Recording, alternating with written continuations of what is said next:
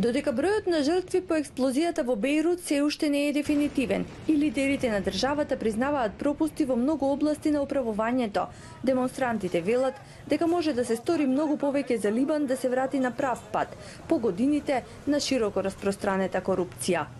Ова е сликата за Либан денес гледано однадвор, но како е да се живее таму и да се биде очевидец на настанот што ја стави државата уште еднаш во несекам фокус.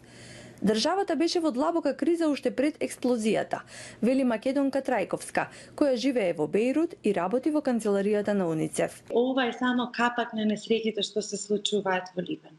Знаете, земјата е во длабока политичка и економска криза. Револуцијата започна некаде 17 октомври и од тогаш имаше падна влада, имаше нова влада и во меѓувреме од јануари сега сме август веќе талибанската лира девалвира некои 60-70%. Луѓето ги буквално ги изгубија работата, 60% невработеност се кажи. Луѓето немаат се на работно гладување. Ако за пример да ви кажам, ако сте земали $1000 плата, сега тие вредат некои $100-150. Трајковска вели дека парите на луѓето се заглавени во банките, нема приход од девизи. Кога имате соседи како што има Либан, кога имате бегалска криза, значи една ваква експлозија е навистина нешто нереално. Знаете, Либан е по површина 10.000 километри. Македонија е 25.000 километри. Либан има некои 4 до 5 милиони жители и е домаќин на некои 1,5 милиони до 2 бегалци. Опишувајќи актуелната состојба како безизлезна, таа вели дека најголем дел од младите сакаат да ја напуштат државата. Ова е една типична приказна за еден државен апарат, за едно лошо државно владење. И навистина е многу тешко во вакви ситуации кога нема јавен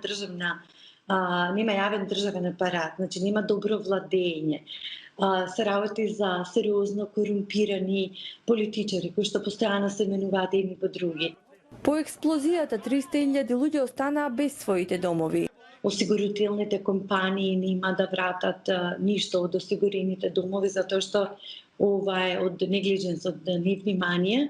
И тоа е уште еден показател колку неодговорна власт може да наштети на една држава.